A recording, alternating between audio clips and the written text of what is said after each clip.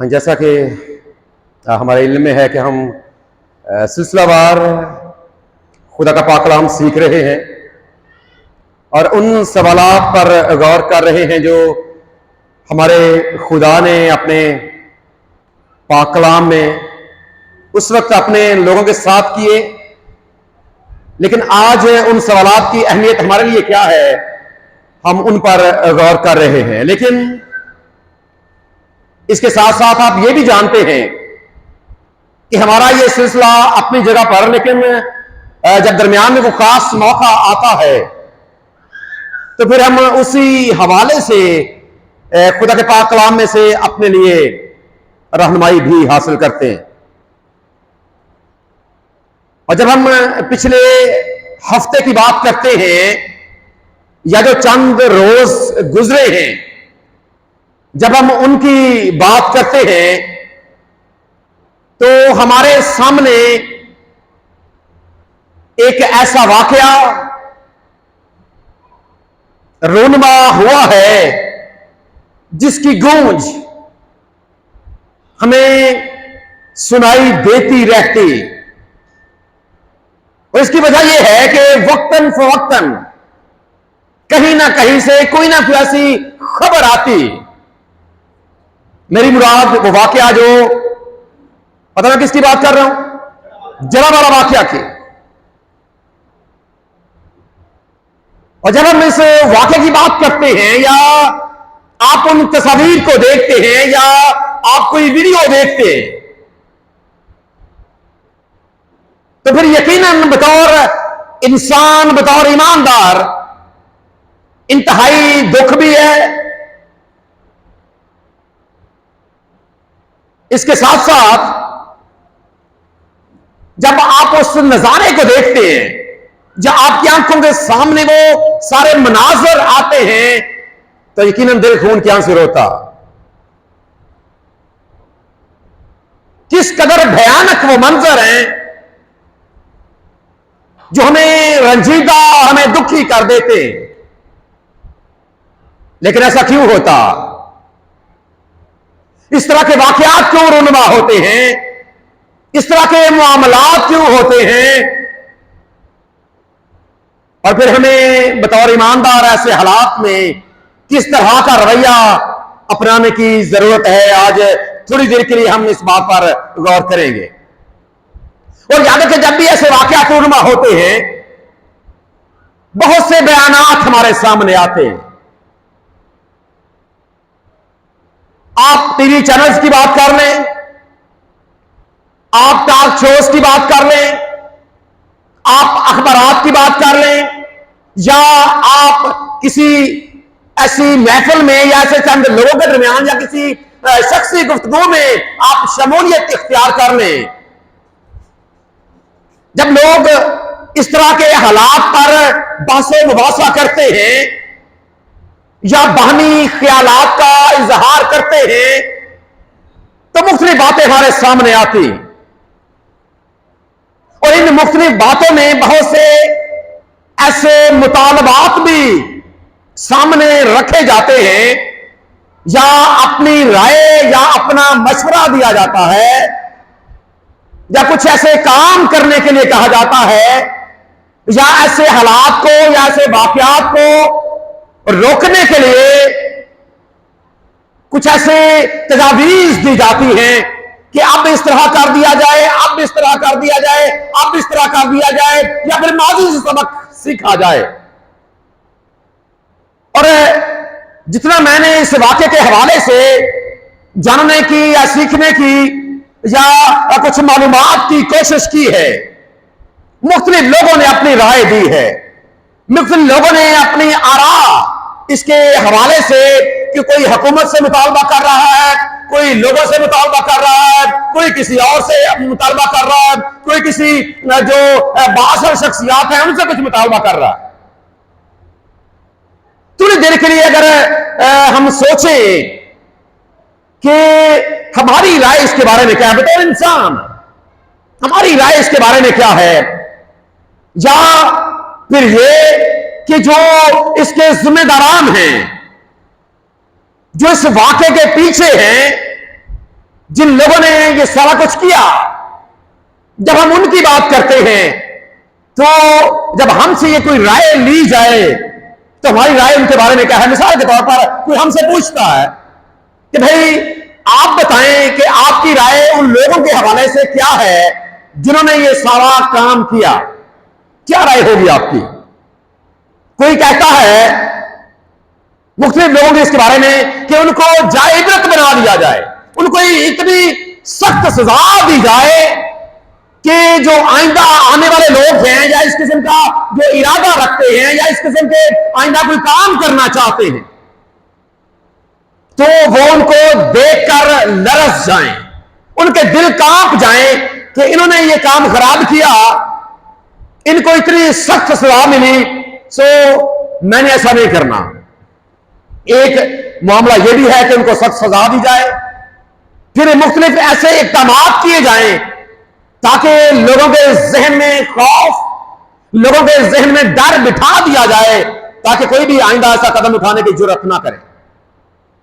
याद रखें ये सारे मामला अपनी जगह पर, अगर हम अपने जज्बात की बात करें, अगर हम अपनी सोच की बात करें, मैं बतौर इंसान बात कर रहा हूं, बतौर इंसान अगर हम अपनी सोच की बात करें या जब आप उन तस्वीर को देखते हैं या जब आप उन लोगों को देखने की कोशिश करते हैं जो अपने घरों से बाहर, या आप उन घरों की तस्वीर को देखते हैं या कोई वीडियो देखते हैं या खुदा के जो घर वहां पर जलाए गए हैं, जब आप उन मनाजर को देखते हैं या जब आप उन लोगों को देखते हैं जिन्होंने शरीर को उठाकर वहां से नीचे फेंका, या आप उन लोगों की बात करें जिन्होंने खुदा के घरों में दाखिल होकर वहां पर आग लगाई, ये सारा मामला किया, दिल तो यही करता है कि अगर ये शख्स मेरे सामने हो तो मैं अभी इसकी जान इससे ले लूं।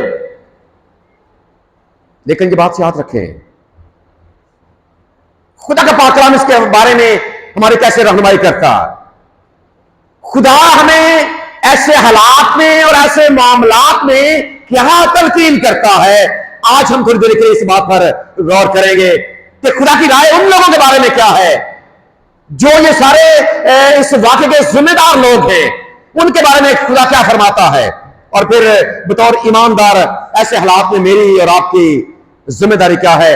थोड़ी देर के लिए हम इस बात पर गौर करेंगे। और जब इस किस्म के हालात होते हैं तो कई बार यह भी हमारे सामने ये बात आती है कि खुदा इस तरह क्यों होने देता,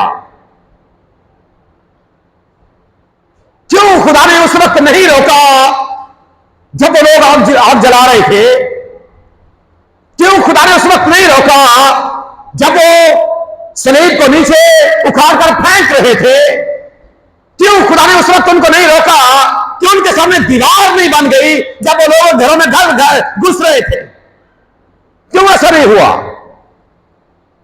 खुदा ने क्यों ऐसा होने दिया। अगर बतौर ईमानदार भी हम बात करें तो ये बात हमारे सामने तो आती है ना कि जिन्होंने ये सारा काम किया है खुदा ने उनकी आंखों को क्यों अंधारी कर दिया, उनके सामने कोई ऐसी दीवार क्यों नहीं बनी ताकि वो ऐसा करने ही ना पाते, लेकिन ये सब कुछ हो गया। याद रखें जब हम इस सवाल का जवाब भी जानने की कोशिश करते हैं तो पाक कलाम इसके हवाले से देखें, चूंकि हम अगर बतौर इंसान भी बात करें या बतौर ईमानदार भी बात करें तो हम कभी हारना नहीं चाहते। हम कभी क्या होता है जी, कभी जिंदगी के किसी मामले में हम कभी हारना नहीं चाहते, हम हमेशा अपनी जीत चाहते हैं। और इस किस्म के गीत भी बड़े मकबूल होते हैं जो इस तरह के गीत होते हैं। हाँ, इसमें कोई शक नहीं कि खुदा का पाक कलाम हमें सिखाता है, लेकिन अगर हमारी इस तरफ यही सोच रहती कि सिर्फ हमेशा हम नहीं जीतना, इस तरह के हालात में, इस तरह के मामलात में बहुत से ख्यालात, बहुत सी ऐसी बातें हमारे जहनों में आ जाती हैं। लेकिन याद रखें खुदा अपने पाक कलाम के जरिए से हमारी रहनुमाई करता, और हम जरूर ये ख्याल करते हैं कि वो खुदा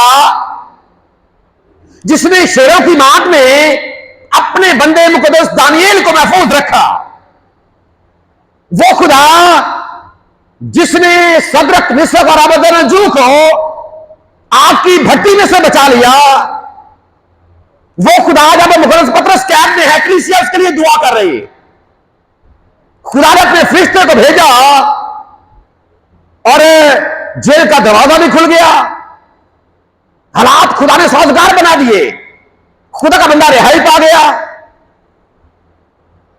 हमारे सामने ये बात भी आती है कि हिजकिय्याह के जमाने में जब सुनहरे बादशाह जिसने चढ़ाई कर दी, एक ही रात में खुदा ने अपने फरिश्ते को भेजकर 1,85,000 की फौज को मार दिया।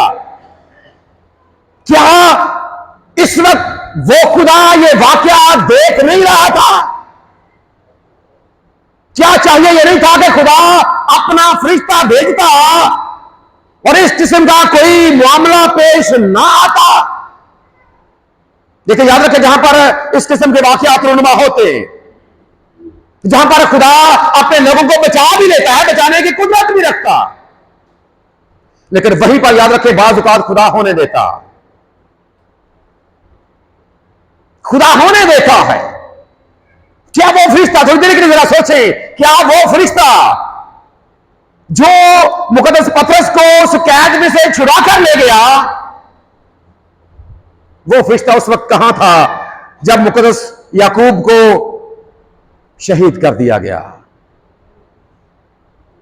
उसी किताब में यह बयान आपको मिलता है, उन्हीं हवालाजात में यह बयान आपको मिलता। तो ये बात याद रखें, बाज़ औक़ात खुदा ऐसा होने देता, और क्यों होने देता है, यह खुदा का अपना मामला। लेकिन ऐसे हालात में और ऐसे हम मामलात में अक्सर औक़ात, अभी कल परसों की बात है कि बेटी ने यह सवाल भी मेरे सामने रखा कि पाक कलाम में तो लिखा है कि इब्लीस का मुकाबला करो, लेकिन जहां तक मेरी रिसर्च है, मैंने बेटी को यह बताया कि खुदा के पाक कलाम में यह तो लिखा है कि इब्लीस का मुकाबला करो, लेकिन आजमाइश का मुकाबला करने की कहीं पर बात नहीं की गई। आजमाइश का मुकाबला कहीं पर भी बात करने, कहीं पर भी आपको यह नहीं लिखा हुआ मिलेगा कि आप आजमाइश का मुकाबला करो, लेकिन आपको यह जज करना आना चाहिए कि यह इब्लीस का मामला है या यह आजमाइश। इतनी सेंस आप में होनी चाहिए। सो खुदा अक्सर औक़ात होने देता है। और आपको यह पता है कि जब हम बिलखुसूस नए अहदनामे की बात करते हैं तो हमारे सामने यह बात आती है कि जो खुदा यीशु मसीह के शागिर्द हैं, किस तरह वो मुसीबतों में से और किस तरह वो परेशानियों में से गुजरे, कैसे कैसे हालात का, कैसे कैसे मामलात का उनको सामना करना पड़ा। और 11 जो 12 में से 11 शागिर्द हैं वो शहीद की मौत मरे, मुख्तलिफ अजीजतें देकर उनको मारा गया है। सिर्फ एक मुकद्दस यूहन्ना तबई मौत मरा, बाकी सारे के सारे, और इतनी इतनी दर्दनाक मौत, क्या आप सोच सकते हैं? खुदा बाज़ औक़ात ऐसा होने देता है। लेकिन असल बात जो सीखने वाली यह है कि इस मामले में खुदा चाहता है कि हम अपनी निगाहों को हमेशा ईमान के बानी और कामल करने वाले खुदा यीशु मसीह पर टिकाए रखें। लेकिन दूसरी जानिब उन लोगों के लिए भी ये पैगाम है कि जो ये समझते हैं कि ऐसा करने से, क्योंकि बाज़ औक़ात कई लोग ये समझते हैं कि ऐसा करने से हम मसीहत का नामो निशान मिटा देंगे, हम इसे सफाए हस्ती से उखाड़ कर फेंक देंगे। ये उनकी भूल है। ये उनकी भूल है कि ऐसे वाकयात या ऐसे मामलात या इस तरह की चीजें मसीहत को खत्म कर सकती हैं। अगर ऐसा होना होता तो नेरो शहंशाह से बड़ा कोई जाबर हो नहीं सकता। अगर वो नहीं मिटा पाया, इतने इकदाम करने के बावजूद वो नहीं मिटा पाया, तो आज ये छोटे छोटे वाकयात मसीहत को क्या मिटाएंगे? इसलिए खुदा चाहता है कि ऐसे हालात में, और ये बात भी याद रखें, जब हम खुदा के पाक कलाम की जानब रजू करते हैं तो खुदा से हालात में हमारी मुख्तलिफ तरीके के साथ हमारी रहनुमाई करता है। लेकिन खासतौर पर जब हम ये भी सोचते हैं कि इस तरह के वाकयात नहीं होने चाहिए, आपकी राय है जी ये वाकयात नहीं होने चाहिए? जी नहीं होने चाहिए। हम सबका ये मुतालबा है कि नहीं होने चाहिए, लेकिन पाक कलाम क्या सिखाता है? ये मेरे और आपकी बात तो हो सकती है, मेरी और आपकी बात तो यह हो सकती है कि इस तरह के मामलात नहीं होने चाहिए, बंद होने चाहिए। ये हम मुतालबा कर सकते हैं, करना भी चाहिए। लेकिन खुदा का पाक कलाम, अगर आप मत्ती रसूल का इंजीली बयान पढ़ेंगे, जरा 5वां बाब निकाला जी, मुकद्दस मत्ती रसूल का इंजीली बयान 5वां बाब, जरा पहले ये 11वीं आयत पढ़े जी, 5वां बाब और 11वीं आयत। शाबाश जी, कोई भी पढ़ दे।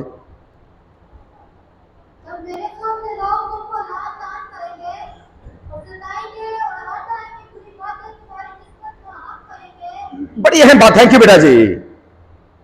पहला नुक्ता क्या है यहां पर? जब क्या करेंगे? किसके सबब से? एक बड़ा काबिल गौर नुक्ता है कि मेरे सबब से।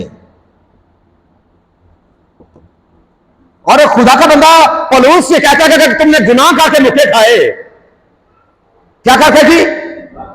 गलती करके, कोताही करके अगर तुम मुक्के खाते हो, वजह ये सिर्फ और सिर्फ मेरे सबब से।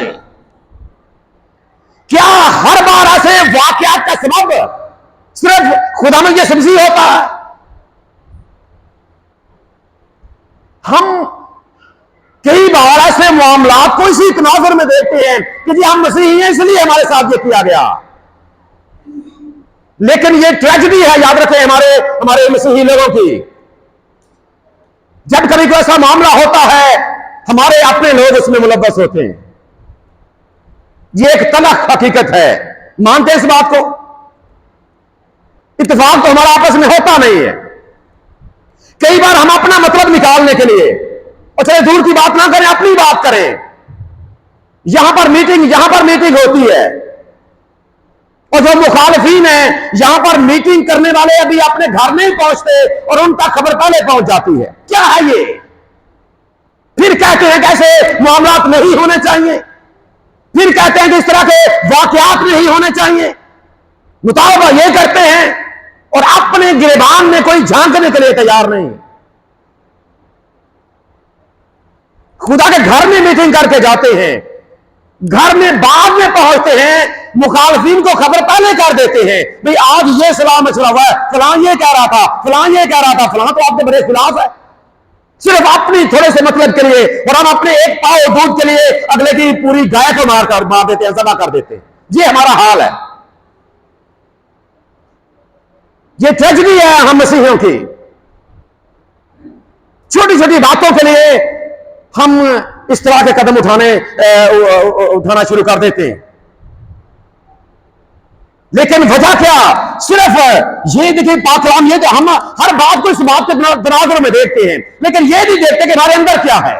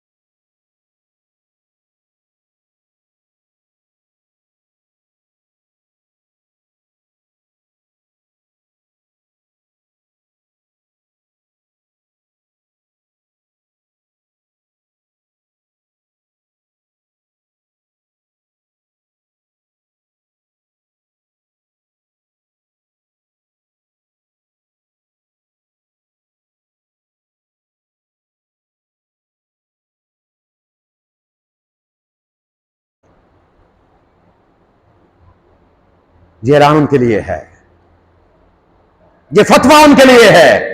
हमारे मुताबिक अपनी जगह पर जो ऐसे कदम कर दिए जाएं, ऐसे इकदाम कर दिए जाएं, ऐसे इकदाम कर दिए जाएं, लेकिन यीशु मसीह ने कह दिया कि अब आप इनको मुआफ कर दें।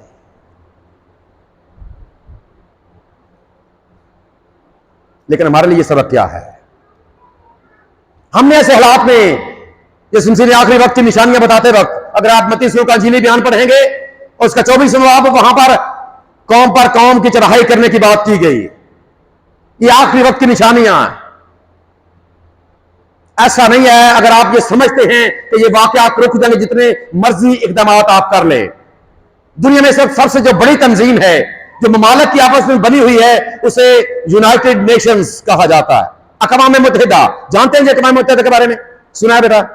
सुना है? अक़वाम ये आलमी तंजीम है ताकि इकदाम करे कि मुल्कों के आपस के तनाज़ात ना हो।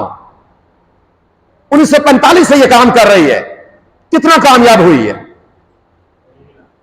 कितना कामयाब हुई है ये? और हालात क्या हैं? बद से बदतर हो रहे हैं। जुगनू भाई ऐसे ही है, हालात बद से बदतर हो रहे हैं। लेकिन ऐसे हालात में खुदा चाहता है कि हम में से हर कोई जब साउल सताता था खुदा के लोगों को, जब यीशु मसीह ने उसका रास्ता रोका, उसने भी सवाल किया, क्या खुदा मैं क्या करूं? अगर हम में से भी हर कोई, और जो ऐसे यादें रखते हैं, ऐसी सोच रखते हैं कि खुदा मैं क्या करूं, जब हर कोई अपने गिरबान में झांकेगा।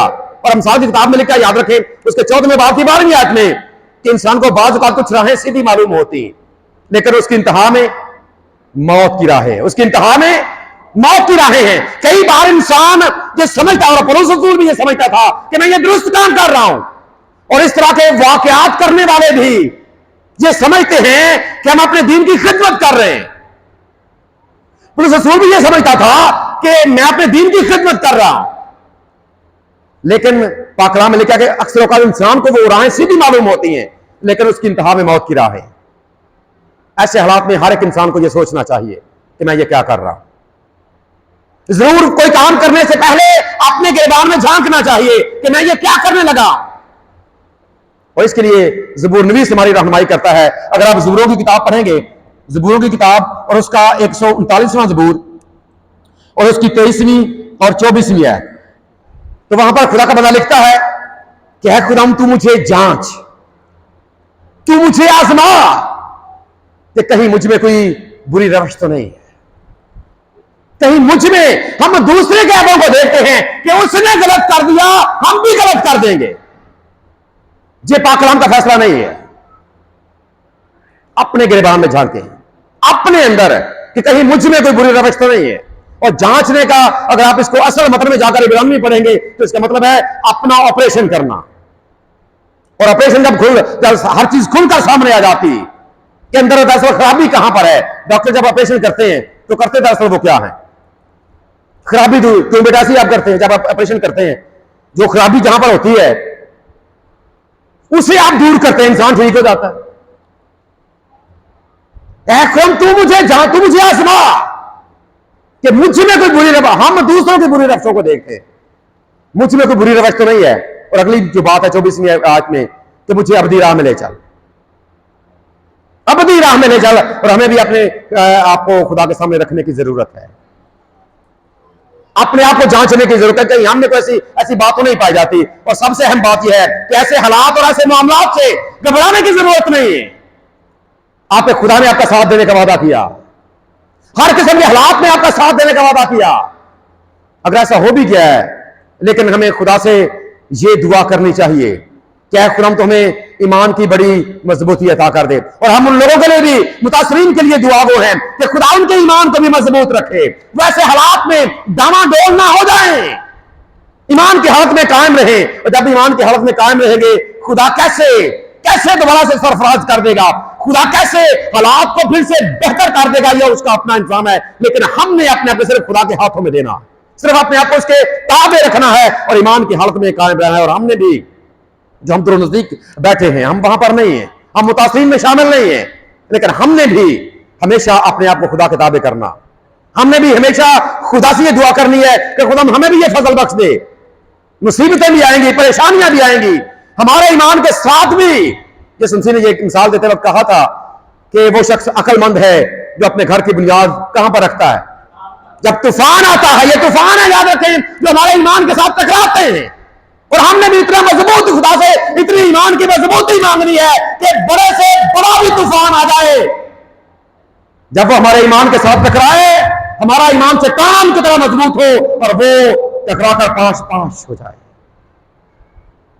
और ये बात याद रखें, एक मसीही से हो वो मसीही, एक मसीही से उसकी जिंदगी तो छीनी जा सकती है लेकिन उसका ईमान नहीं। खुदा हमें भी ऐसा ही फजल बख्शे कि हम भी ऐसे ही ईमान पर हमेशा कारबंद रहकर अपनी जिंदगी को गुजारते रहें। हमारा खुदा हमें इस कलाम के वसीले से बरकत बख्शे। आमीन। बहुत शुक्रिया।